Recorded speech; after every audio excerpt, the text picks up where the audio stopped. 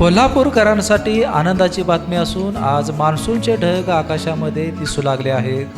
गेल्या पंधरवड्यापासून निळ्या भोर आकाशाकडे डोळे लावून बसलेल्या शेतकऱ्याला मान्सूनचे ढग दिसू लागल्याने बळीराजाची आता चिंता मिटणार आहे. जिल्ह्यात भात रोप लावून भुईमूग, सोयाबीन आदी पिकांच्या पेरण्या खोळंबल्या आहेत. येत्या 2 ते 3 दिवसात पावसाला सुरुवात होणार असल्याने पेरणीच्या कामालाही वेग येणार आहे. जिल्ह्यात आज काही ठिकाणी पावसाच्या हलक्या सरी कोसळल्या. वातावरणातील उष्णता देखील थोडी कमी झाली आहे. पेरणीसाठी मशागत केलेली शेती पाण्याअभावी वाळून कडकडीत झाली आहे. माळरानातील ढेकळे पाण्याच्या थेंबासाठी आतुरली आहेत. आज सकाळपासून आकाशात मान्सूनचे ढग दाटून आल्याने आनंददायी वातावरण निर्माण झाले आहे. त्यामुळे शेतीच्या आणि पिण्याच्या पाण्याचे संकट आता दूर होण्याची चिन्हे आहेत. बिपिनसाठी कोल्हापूरहून विजय यशपुत्र.